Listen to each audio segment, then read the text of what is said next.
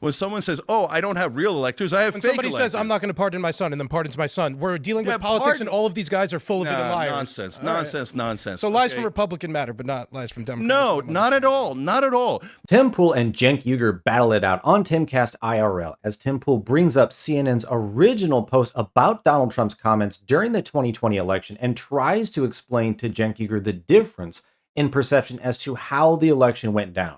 And Cenk Uygur just simply can't understand it. And all Tim Pool is trying to do is to get Cenk Uygur to step out of his own perspective for a moment, not even necessarily agree, but at least understand the different point of view, and he just won't, because Cenk Uygur's TDS is still at a 10. But folks, let's jump in and check this out. 2020, that because a lot of the different mainstream candidates decided to drop out at the same time is likely for a cabinet No, seat that's with not Joe rigged. Biden. You don't think that was okay? No, that's not just rigged. politics. Yeah. And Backroom to follow up, it kind of sounds like through this tweet, you're kind of talking about, I think you're talking outside of both sides of your mouth when you're saying MAGA is not my mortal enemy. My mortal enemy is the establishment. Can you be a little bit more explicit with what you're talking about policy-wise? Because I feel like a lot of the things you are going to say is MAGA. So please go ahead. Yeah. So it I was don't want Chris you to get me- Matthews and Jonathan Lass. They both referred to Bernie Sanders as his supporters as brown Matthews? shirts. But they didn't call him Yeah, Chris All Matthews. right. No, these are very different things. But fair and he point. stepped down. They called his supporters brown shirts. Yeah. I wouldn't be surprised if they've acted like it when Antifa came out and rioted very often. I but gotta calling him his do- supporters. I do one thing real quick, because you said that Trump called for the termination of the Constitution.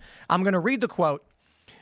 Trump posted, do you throw the presidential election results of 2020 out and declare the rightful winner, or do you have a new election? A massive fraud of this type and magnitude allows for the termination of all rules, regulations, and articles, even those found in the Constitution. Our great founders did not want and would not condone false and fraudulent elections.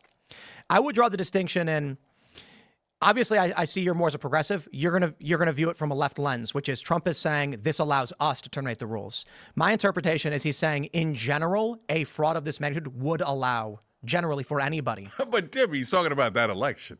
Indeed. And number two, no, there is no provision in the Constitution that says if some rando or a candidate or a president decides that he didn't like the outcome of an election, you could terminate the whole thing. All rules, regulations, and articles. But all terminate. And the way the right views it is that he's saying the fraud they have committed is allowing them to terminate all the rules in the Constitution. No, Tim, you're making crazy excuses. That's not what that I'm telling you, says that's at what, all. Not 1%. No, I'm not. So he's saying it allows for the termination of all rules, regulations, and articles in the Constitution.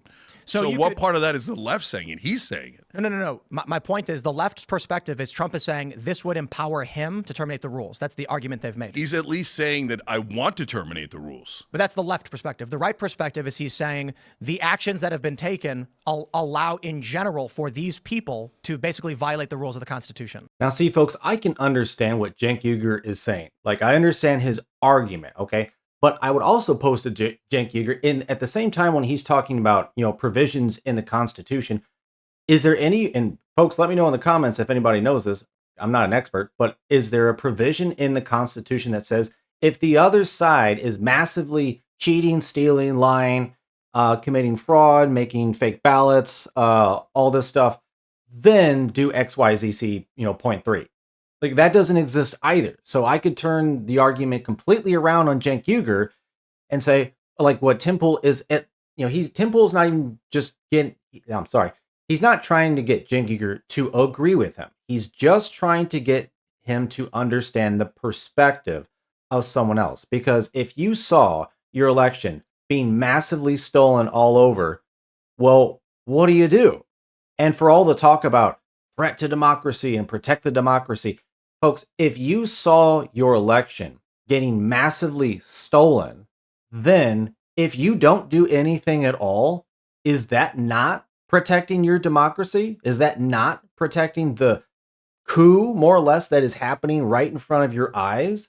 So you could split this argument either way on a hair, one way or the other. But to not even be able to understand the perspective of someone else, I think that's a sad look for Cenk Uygur.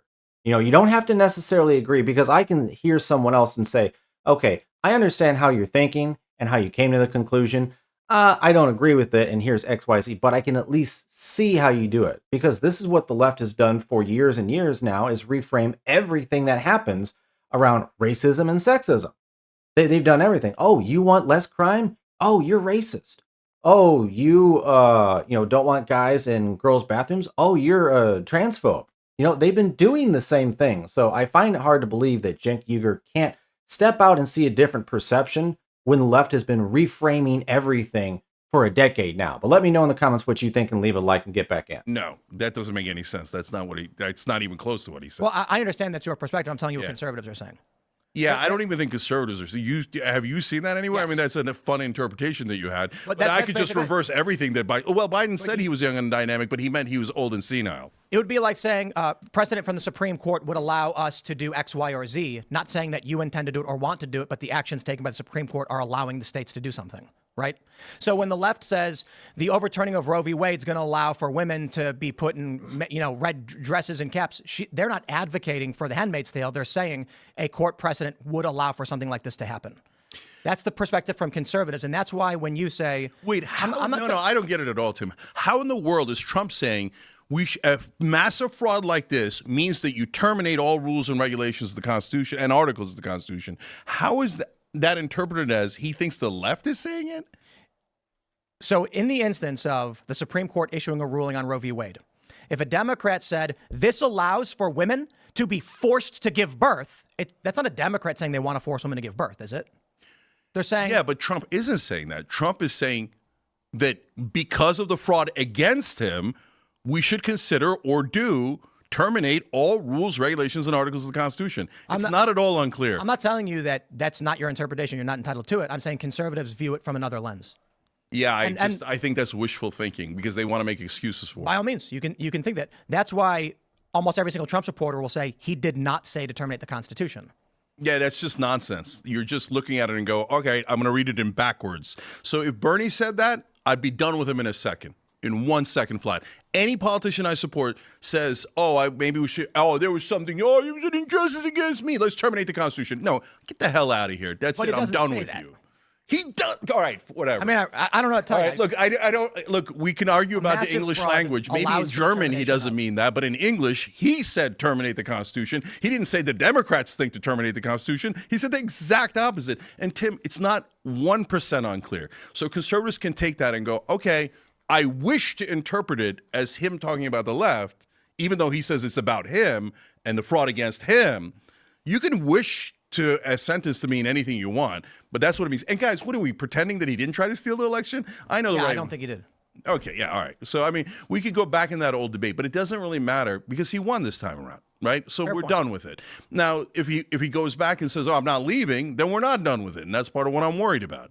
So that's why 84 by that point, something like that. Yeah. So I'm less worried now because the popular vote was on his side. So now the right. You're not seriously scared of him staying in office for another term because I've heard that before. Like I don't know if you seriously but here's the believe thing, brother. When somebody says I'm going to terminate the Constitution, when someone says, "Oh, I don't have real electors, I have fake electors." When somebody says I'm not going to pardon my son and then pardons my son, we're dealing with politics and all of these guys are full of it and liars. Nonsense. So lies from Republican matter, but not lies from Democrat. No, not at all. Because and see again, this is still the problem with Cenk Uygur is like he's still going to try and justify, any lies, anything else on the left because it's not Trump. It's not Trump. It's always Trump. Trump's bad. Trump's Hitler. The orange man bad. The Trump derangement syndrome. Like he's still got it. He's still going to justify anything anyway. And look, folks, let me know in the comments what you think. I mean, I can see it from both sides as far as what he says, but I can at least do that. And you can argue it after the point. But if you can't at least look at something and understand how somebody got to that point, and that's how you really break apart someone's argument. And like Tim Pool is just trying to, explain this is how this is viewed elsewhere. And yeah, I mean, Cenk Uygur, all his Hitler talk, all his this, everything, he still thinks that Donald Trump tried to steal the 2020 election. Never mind all of the other overwhelming evidence against Donald Trump that Cenk Uygur just easily ignores. Folks, I mean, you could be on either side of this, spin it around, and accuse the other one. But the fact of the matter is, like Cenk Uygur pointed out, yes, Donald Trump did win because people are no longer believing the same lies that apparently Cenk Uygur still believes. But folks, let me know in the comments, what do you think about what Tim Pool had to say to Cenk Uygur on Timcast IRL? Thanks for watching. Like and subscribe, and I will see you on the next one.